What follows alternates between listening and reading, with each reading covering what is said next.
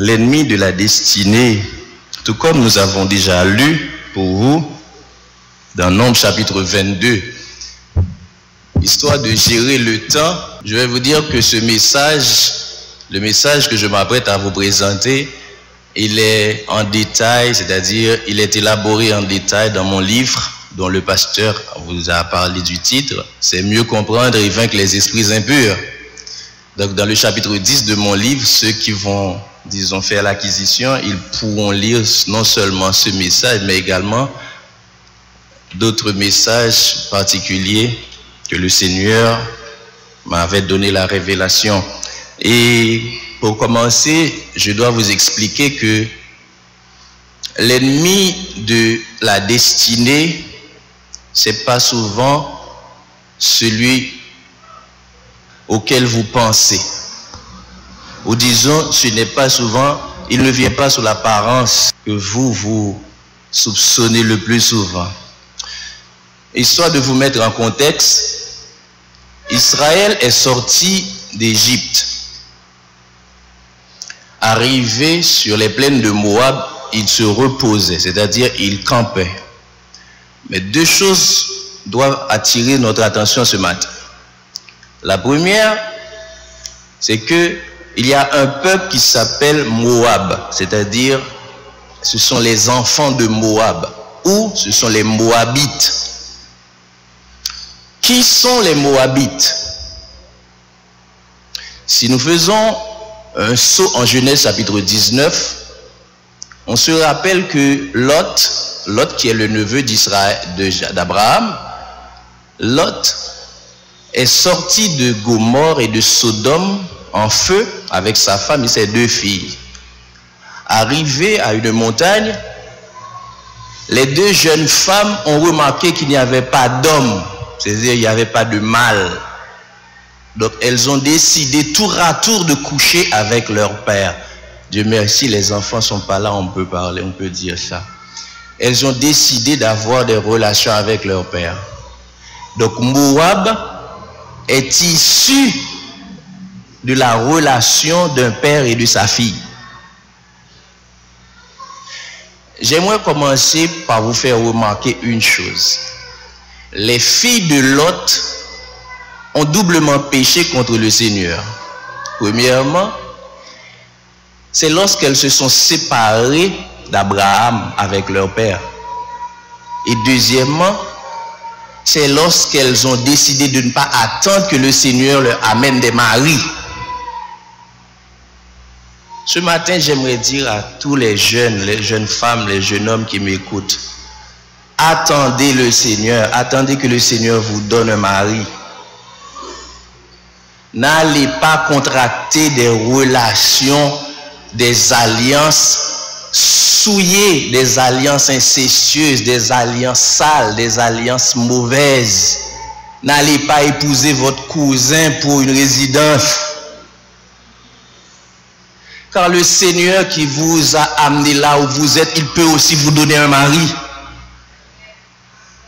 Les filles de Lot n'ont pas attendu. Le Seigneur qui leur a délivré de Sodome, bon, un Dieu qui vous a sauvé d'une ville en flammes, ce n'est pas un homme qui ne peut pas vous donner. Donc elles ont préféré coucher avec leur père. Donc Moab descend de cette union. Et que le Seigneur, je le demande, que le Seigneur vous préserve des races impures. Car il y a certaines personnes qui descendent, qui sont nées de familles sales. Et si vous tombez par malheur dans une famille sale, si vous restez dans la prière, vous allez entrer dans le ciel, mais vous n'allez pas connaître le bonheur sur la terre. Attendez le Seigneur. Et vous-même qui êtes, je parle aux jeunes femmes, comme on dit en créole, qui sont chaudes derrière le mariage, priez le Seigneur. N'allez pas vous marier sans la présence de Dieu, sans le hoquet du Seigneur. Est-ce que l'Église dit Amen? Amen. La deuxième chose que je dois vous faire remarquer, c'est que la présence d'Israël dans les plaines de Moab a provoqué la panique C'est-à-dire, Israël était tout simplement au repos, tout simplement assis, tout comme nous sommes là ce matin. Mais les peuples qui étaient aux alentours, Moab et Madian, ils étaient paniqués par la présence d'Israël. Je comprends que lorsque les enfants de Dieu sont dans un endroit, lorsque le Fils de Dieu, la fille de Dieu, lorsque nous habitons dans un espace, si nous sommes des enfants de destinée, nous devons provoquer un effet sur les autres. C'est-à-dire, je refuse que moi-même, que ma famille soit insignifiante dans mon quartier. Dis à ton ami, fais de l'effet. Dis-lui, fais de l'effet. Allez-y, dites-lui, fais de l'effet. Tu ne peux pas vivre toute ta vie dans une ville sans provoquer quelque chose. Cette église ne peut pas être dans la zone sans provoquer quelque chose. Notre présence doit être remarquée. La présence d'Israël dans les plaines de Moab a été remarquée. Ça a provoqué une vague. Notre vie doit provoquer quelque chose. Je refuse que ma vie soit insignifiante sur la terre. Je veux faire quelque chose. Je veux que ma vie dans mon quartier, ma vie dans ce pays fasse de l'effet. Et que cela soit aussi pour vous. Amen. Maintenant que la présence d'Israël a provoqué quelque chose, donc ce quelque chose va être conduit en réunion. C'est-à-dire les enfants de Moab et ceux de Madian se sont réunis. Ils se sont dit, qu'est-ce que nous allons faire vis-à-vis de ce peuple qui campe en face de nous? Car ce peuple, tout comme nous l'avons lu, il dit, ce peuple va être comme des bœufs qui vont brouter tout ce qu'il y a. Ils vont tout ravager. Ils vont assécher la rivière si nous les laissons ici. À ce moment-là, ils ont délégué à un homme qui s'appelait Balak la mission de trouver la solution finale à la présence d'Israël. Que toute réunion au nom de Jésus ce matin réalisée contre vous soit sans effet au nom de Jésus. Au moment où Balak a accepté la mission de sévir contre Israël, Balak a incarné ce que nous appelons, selon le titre de notre message, l'ennemi de la destinée. Est-ce que l'Église a bien compris ce que je dis? Balak va faire 3 réflexions. Donc il va prospecter sur 3 plans. Et c'est ces 3 plans qui vont guider notre message ce matin. Le premier plan sur lequel Balak a prospecté, c'est sur le plan de la confrontation physique. Balak s'est demandé, est-ce que je peux confronter ce peuple physiquement? C'est-à-dire, est-ce que je peux attaquer ce peuple? C'est-à-dire, est-ce que j'ai la force? Il a fait ce qu'on appelle en français le SWOT analysis, c'est-à-dire the strength, the weakness, the opportunity and the threat. C'est-à-dire, il a évalué la force, la faiblesse, l'opportunité et la menace. Il a dit, est-ce que je peux, suivant ces 4 facteurs, remporter la victoire sur ce peuple? Balak s'est dit dans le verset 6, en conclusion de son analyse, je ne peux rien contre ce peuple car il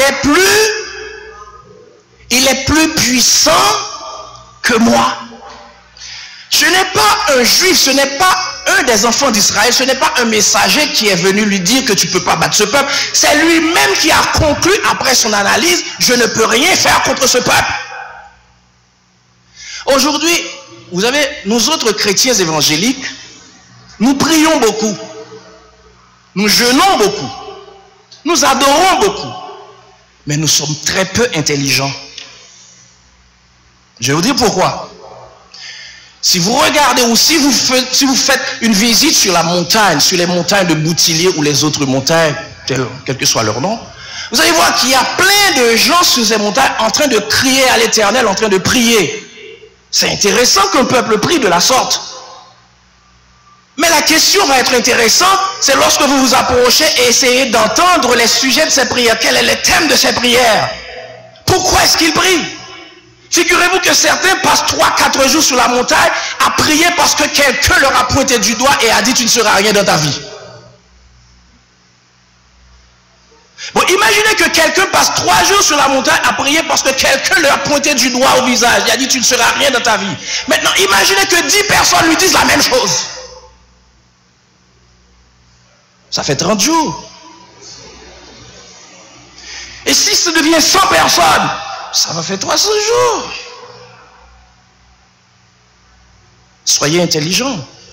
Tu ne peux pas monter sur la montagne, passer 4-5 jours à crier pour un visa. Le visa, ça se mérite. Quand tu as besoin d'un visa, on te le donne. Si tu as une invitation et que tes papiers sont OK, on te donne un visa. Et si le Seigneur a besoin que tu visites quel que soit le pays, même si tu n'as rien sur ton carnet bancaire, on te donnera un visa. Mais tu ne peux pas monter sur la montagne 4 jours à crier avec ton passeport en l'air, Seigneur, visa, visa, visa. Nous manquons d'intelligence. Et ce matin, tout comme l'apôtre Paul l'a dit dans Romains chapitre 12, je veux que vous soyez renouvelés par l'intelligence. Amen. Autant que l'église prie, l'église doit être intelligente. Nous voulons d'une église intelligente. Dites-le avec moi, nous voulons d'une église intelligente. Parce qu'aujourd'hui, si vous n'êtes pas intelligent, on va vous manipuler à souhait. Car autant vous avez besoin de prière pour des visas, il y aura des jeunes pour des visas. On va vous servir ce que vous réclamez. Mais tandis que le peuple s'affole sur la montagne, tandis que vous avez peur parce que quelqu'un vous a menacé, cette même personne, tout comme Balak, a déjà dit, je ne peux rien faire contre ce peuple car il est plus puissant que moi. Tandis que vous avez peur parce que quelqu'un a dit quelque chose de vous, parce que quelqu'un est en train de parler sur votre dos, vous êtes là, vous pleurnichez au Seigneur, Jésus, on dit que je ne serai rien dans ma vie, Seigneur, cassez Dieu, etc. Tandis que vous vous attristez comme ça, car il y a certaines prières qui sont des prières tristes. Je veux vous donner un exemple. Seigneur, je dis pas prier. Ça, c'est triste. Tandis que vous vous attristez de la sorte, la même personne qui a dit que vous ne serez rien dans votre vie, il sait que par la grâce de Dieu, tu as déjà réussi. Il sait que par la grâce de Dieu, tu es une personne de destinée. Et que la seule chose qu'il puisse faire contre vous, c'est de dire que tu ne pourras rien dans ta vie. Et je vous rappelle une chose, les gens sont là pour dire des choses contre vous. Ça, c'est leur mission. Vous, vous êtes là pour dire des choses bien pour eux. Et Dieu est là pour vous bénir pour cela. Donc gardez votre mission et laissez-les faire le travail. Mais il y a une question que je vais vous poser. Pourquoi est-ce que Balak a dit « Je ne peux rien contre ce peuple » ? Il y a 2 choses. Il y a 2 raisons pour lesquelles Balak a dit ça. La première est que Balak, dans le verset 2 du chapitre que nous venons de lire, Balak, il a écrit « Balak, fils de Sippor, a vu tout ce que Israël avait fait aux Amoréens. » Et lorsque nous lisons dans le psaume 136, il est répété cette parole. Car sa miséricorde... Où est l'église? Où est l'église? Car sa miséricorde... Celui qui a tué de grands rois, car sa miséricorde... Celui qui frappa de rois puissants, car... Si au roi des Amoréens et au roi de Bazan. Donc, en lisant ces mots-là, c'est de l'histoire. Hein. Ce n'est pas de la poésie, c'est de l'histoire. Car l'Éternel a frappé en sortant de l'Égypte pour faire sortir le peuple des girons de l'esclavage. L'Éternel a frappé premièrement le roi d'Égypte. Il a frappé le pharaon. Et le pharaon à cette époque, c'était le roi le plus puissant de la région. Pardon. C'était le roi le plus puissant de la région. Ensuite, l'Éternel a frappé Sion, roi des Amoréens. Ensuite, il a frappé Og, roi de Bazan. Lorsque Balak lui-même, un tout petit roi, il a vu que le pharaon est tombé, Sion, roi des Amoréens, est tombé, Og, roi de Basan, est tombé, il s'est dit, je ne peux rien contre ce peuple. Amen. Je comprends que c'est vous, ce matin, c'est nous-mêmes qui n'aimons pas témoigner, c'est nous-mêmes qui ne voulons pas dire ce que le Seigneur a fait, mais eux, ils savent déjà ce que ce Dieu-là a fait. Et je vous invite à dire ce que Dieu a fait. Je le redis, je vous invite à dire ce que ce Dieu-là a fait. Dites-le aux hommes, dites-le ce que ce Dieu-là a fait. Ne dites pas ce que Dieu a fait pour David. Car je pense que la meilleure lecture de la Bible, ce n'est pas de dire que Dieu a sorti Israël d'Égypte, c'est de dire que Dieu m'a sorti du péché. Amen. Ce n'est pas de dire que Dieu a guéri la femme qui était malade depuis 12 ans, mais c'est de dire que je ne pouvais pas avoir d'enfant. Les médecins m'avaient donné cette prescription. Ils avaient dit dans ce rapport, vous êtes stérile et maintenant j'ai des enfants. C'est ça la plus grande lecture de la parole de Dieu. Ce n'est pas de raconter ce que Dieu a fait pour les autres, mais c'est de dire ce qu'il a fait pour vous. Dites ce que Dieu a fait pour vous. Cessez de vous taire. Cessez de cacher ce chant d'espérance. Chantez fort les paroles qui sont dans ce livre. Chantez fort. La deuxième chose que Balak, la deuxième raison pour laquelle Balak a dit, je ne peux rien contre ce peuple, c'est à cause de la multitude. C'est-à-dire le peuple était non. Avec moi l'église. Le peuple était. Car imaginez que le peuple, il recouvrait la plaine. C'est-à-dire le peuple s'étendait à l'horizon. Il éclipsait le soleil. Mais il y a une question qui me vient à l'esprit. Comment ça se fait qu'Israël était nombreux? C'est pas logique qu'Israël soit nombreux. Je vais vous dire pourquoi c'est pas logique. On va faire une comparaison, une analyse comparative. Lorsque Christophe Colomb et ses Espagnols, pas les mêmes Espagnols qui vont construire l'hôpital en République Dominicaine, hein, les autres Espagnols, les anciens Espagnols. Lorsque ils arrivèrent en Haïti, en 1492, ils trouvèrent sur l'île d'Haïti près de millions d'Indiens qui peuplaient la terre. Figurez-vous qu'en 1503, le gouvernement de Nicolas Ovando, oui, on me regarde comme si, ouais, j'ai appris ça à l'école, hein, c'était en primaire, hein, je me rappelle encore, c'était en primaire. C'est écrit dans le petit livre d'histoire qui était noir et blanc, vous voyez. J'ai lu, hein, Christophe Colomb arriva en 1492, etc. Vous savez, lorsqu'il arriva en 1503, il a fallu faire venir des Noirs d'Afrique.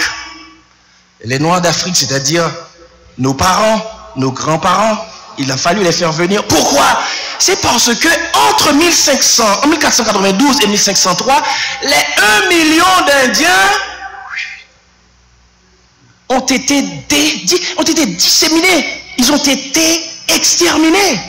Ils sont morts en créole. Ils sont allés au pays sans chapeau en créole. Qu'est-ce qui s'est passé? 11 années d'esclavage a détruit, a exterminé 1 million de personnes. 11 années d'esclavage. Mais figurez-vous, et on va faire l'analyse comparative, on va voir pour les enfants d'Israël.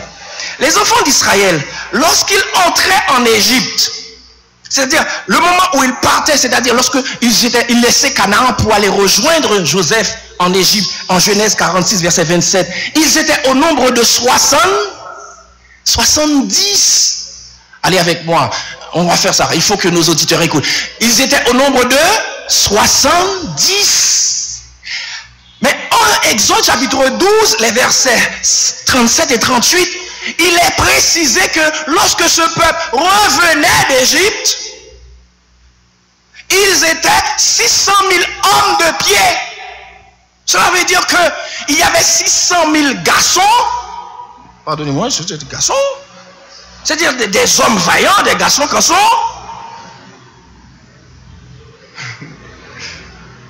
C'est-à-dire c'était des hommes soit qui portaient des armes, c'était des hommes soit qui portaient des fardeaux, mais c'était des hommes vaillants, c'est-à-dire c'était des hommes.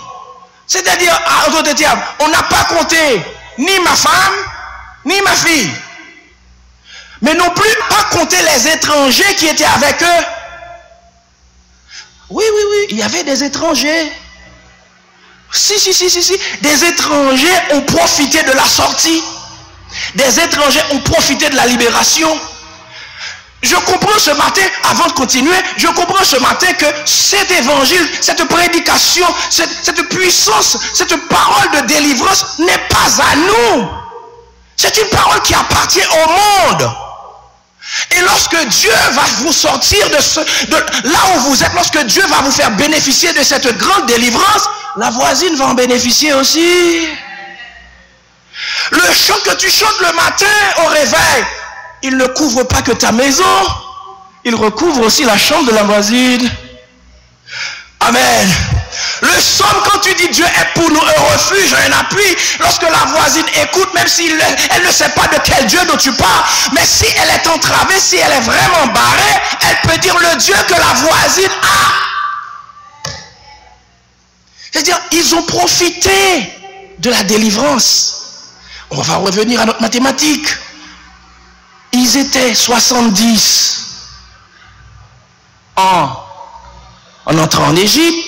En revenant, ils étaient plus de millions.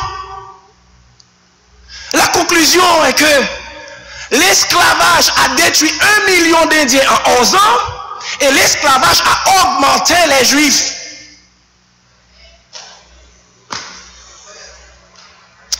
Amen. Vous ne comprenez pas? On dit que vous ne comprenez pas. Je vais vous le dire. C'est que l'esclavage a détruit les 1 million d'Indiens en 11 ans, mais 400 ans d'esclavage a augmenté 70 personnes à plus de 1 million. Je comprends que lorsque vous êtes quelqu'un de la destinée, la misère ne vous tuera pas. Amen.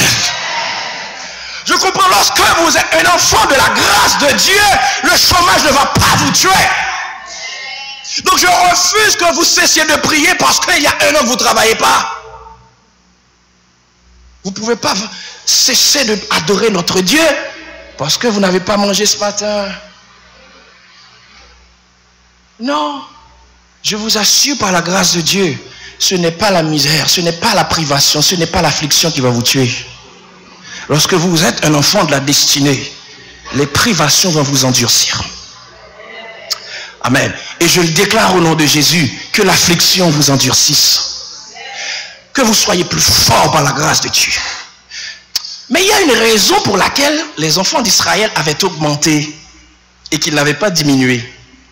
La raison est que les enfants d'Israël, spécialement les femmes d'Israël, que nous lisons en Exode chapitre 1er, le verset 19, les femmes sages égyptiennes sont allées dire au pharaon, lorsque le pharaon disait, pourquoi est-ce que ce peuple n'arrête pas d'augmenter?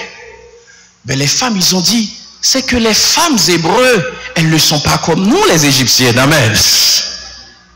Et je veux qu'on dise ça de nos femmes. Amen. Je veux entendre ça de nos filles. Amen.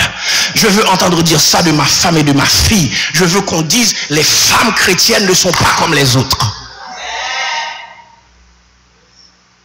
Et au nom de Jésus, que nos femmes soient fortes. Amen. Je veux que nos hommes le disent. Que les hommes le disent. Il faut que nos femmes soient fortes. Allez, monsieur. Oh. J'aimerais avoir plus d'hommes. Que les femmes soient fortes. Vous savez pourquoi? Il y a un moment qui va arriver dans ce pays. Je vous assure. Ce sont les femmes qui vont faire que nous ne mourions pas. Donc que nos femmes soient fortes. Et je veux aussi que nos femmes chrétiennes soient plus fortes encore. Il ne faut pas qu'elles cèdent à cause de rien. Il ne faut pas qu'elles cèdent, qu'elles abandonnent l'école à cause de manque de nourriture, à cause de manque de frais de taxi. Qu'elles marchent, mais qu'elles achèvent leurs études. Amen. Que l'Éternel vous donne la santé, vous donne la force. Car Israël n'a pas diminué parce qu'il y avait les femmes qui étaient fortes. Maintenant, le temps me manque là. Je vais essayer d'aller en deux parties. Je vais faire les deux derniers, le deux plans en un seul. Pardon, j'ai manqué de méthode. Ce qui s'est passé, c'est que lorsque Balak a vu qu'il ne pouvait pas attaquer Israël par la force, il a conçu le plan d'envoyer chercher un homme du nom de Balaam. Avec moi. Comment il s'appelait? Nous sommes une école ce matin. Comment il s'appelait? Il y a 3 choses qu'il faut retenir de Balaam. Je vais vous le dire ce matin. Je n'ai pas dans un esprit de polémique, mais c'est parce que la Bible en parle. La première chose qu'il faut retenir de Balaam, c'est que Balaam sait faire des miracles. Quoi? Dites-le plus fort. Balaam sait faire des miracles. La deuxième chose à retenir de Balaam, c'est que quand on va voir Balaam, il faut apporter des présents. Comme l'a dit dans le verset 7. Quand vous allez voir Balaam, il faut apporter de l'argent. Oui, oui, lorsqu'on vous dit de venir ici avec de l'argent, vous réchignez. Mais quand vous allez voir Balaam, il faut apporter de l'argent. La troisième chose qu'il faut retenir de Balaam, c'est que Balaam, lui, il est sans aveu. Ça veut dire quoi? C'est-à-dire, si tu vas voir Balaam pour ton ennemi, il va te donner la réponse contre ton ennemi. Mais si ton ennemi va le voir aussi contre toi, il va lui donner la réponse contre toi. C'est ce que fait Balaam. C'est pourquoi ce matin, je vous dis attention aux héritiers de Balaam. Est-ce que l'Église a compris ce que j'ai dit? Je le redis, attention aux héritiers de Balaam. Car aujourd'hui, ils sont en train de pulluler partout, les héritiers de Balaam. Attention aux héritiers de Balaam. Point, j'en parle plus. Maintenant, Balaam, ce qu'il a dit, on va aller chercher. Balaam a déjà pris l'argent et maintenant là, il lui faut délivrer la marchandise. C'est-à-dire, il faut que Balaam livre Israël.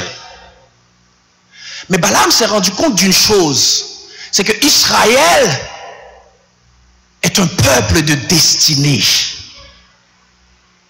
Alors, lorsque Balaam, dans les versets, dans les chapitres suivants, dans les chapitres après, Balaam, qu'est-ce qu'il va faire? Il va se tenir sur une montagne pour faire des oracles. En d'autres termes, Balaam va faire ce qu'on appelle, il va lancer des malédictions, ou en d'autres termes, il va lancer des envoûtements, ou si vous voulez autre chose, il va faire sa magie, car c'est un devin.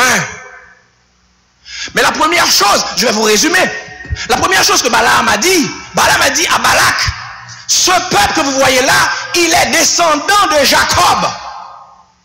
C'est une façon pour Balaam de dire à Balak, toi tu es descendant de Moab, toi tu es descendant d'un père et de sa fille, mais lui il est descendant d'une destinée pure. Amen. Toi tu as été souillé à la racine, mais lui il a été lavé à la racine. Mais la deuxième chose que Balaam a voulu dire par là, il a voulu dire à Balak, si ce peuple n'est pas d'ici, ce qui veut dire qu'il est de Jacob, ce qui veut dire c'est la première fois que tu le vois, mais il n'habite pas ici, il ne vient pas d'ici. Et c'est vrai, la personne que tu vois à côté de toi, il vient de très loin. Et si elle est là ce matin, c'est parce que Dieu l'a conduit d'une main ferme. Amen. Je vous le dis pour ma vie, pour ma famille. Vous me voyez ce matin, mais je viens de loin. Amen. Gloire à Jésus, je viens de loin. Et j'aimerais que vous le disiez à votre voisin. Dites-le lui, dites je viens de loin. Au nom de Jésus. C'est-à-dire c'est Dieu qui m'a conduit jusqu'ici, mais je viens de loin. Et ce que Balaam a dit ensuite à Balak, c'est que ce peuple, il vient de loin. Et tu ne peux rien contre lui. La magie ne peut rien contre lui. Arrêtez de vous tracasser à cause du bois peint qu'on a jeté devant votre porte, du fatras qu'on a jeté devant votre porte. Il y a certains quartiers, si vous les habitez, il faut acheter une pelle et un balai.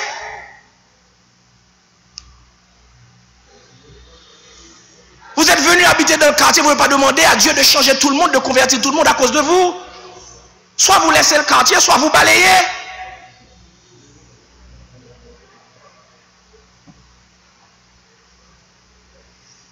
Amen. Dit Balaam a dit, ce peuple, il vient de loin. Amen. Il dit, tu ne peux rien contre lui. Tu peux rien contre lui. Il dit, la magie ne peut pas changer sa destinée. Amen. La magie ne peut pas changer sa destinée. Tu ne peux pas gâcher sa vie par la malédiction. Il dit, tu peux parler du matin au soir, mais tu ne vas rien changer à sa destinée. Et si ce peuple devait mourir, ce n'est pas toi qu'il tuerait. Amen. Si tu devais mourir, ce n'est pas eux qui te... Il y a certaines personnes ici ce matin. S'ils devaient mourir, ce n'est pas une balle, ce n'est pas un revolver qui les tuait, mais c'est la malaria. C'est vrai, madame est très bien maquillée. Mais là où elle est née, c'est à 3 ans qu'on lui a donné son premier vaccin. Vous riez, mais c'est vrai.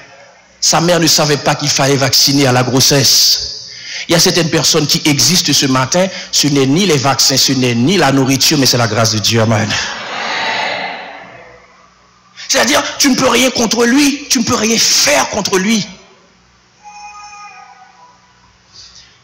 Mais enfin, Balak a dit, et ça c'est le 3e plan, Balaam a dit à Balak, si ce peuple, tu ne peux pas le vaincre par la magie, il y a quelque chose que tu pourrais faire contre lui.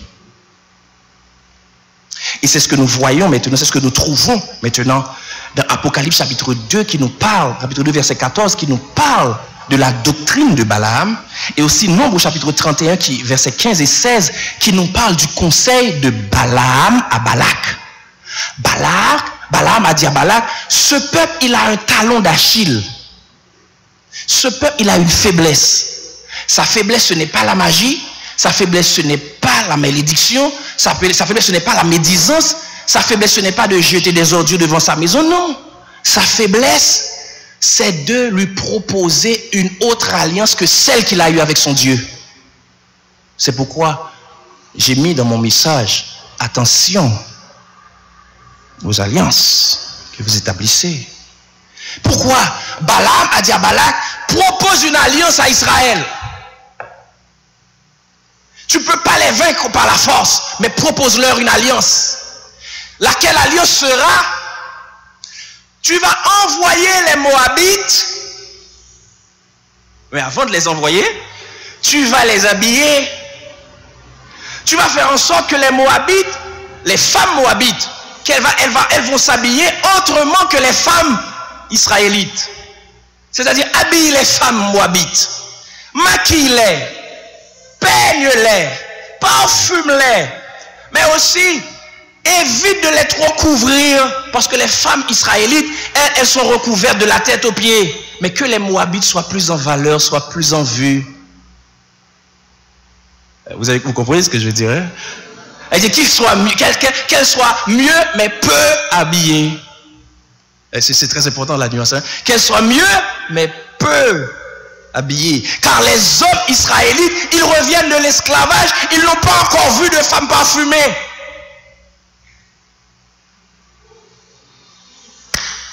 Il dit les hommes israélites, ils reviennent de l'esclavage en Égypte, ils n'ont pas encore vu de femmes avec de longues chevelures, ils n'ont pas encore vu de femmes avec les épaules nues. Car le Dieu d'Israël a dit aux femmes, il faut vous couvrir. Eh bien, les hommes, ils aiment ce qui est découvert, envoient les femmes moabites. C'est ce que Balaam a dit à Balak. Mais autre chose que Balaam a dit à Balak, il a dit, les hommes israélites, ils ont peu de mémoire. Ils vont oublier rapidement celles qui étaient en esclavage avec eux. Ils vont oublier cette femme qui cuisinait du maïs blanc avec du tête à un sort. Il dit, ils vont rapidement oublier ces femmes qui passaient des nuits blanches à allaiter leurs enfants, tandis qu'eux, ils ronflaient. C'est ce que Balaam a dit à Balak. Il a dit, propose une alliance à Israël et que ça soit les femmes moabites qui apportent l'alliance. Ce matin, je vais conclure mon message pour vous dire, attention aux alliances que vous établissez. Mais surtout, n'oubliez pas celle qui a été auprès de vous lorsque vous n'aviez rien. Que les hommes disent Amen. Non seulement les hommes, Amen. Oh, il y a très peu d'hommes dans la salle. N'oubliez pas celle qui était avec vous lorsque vous n'aviez rien.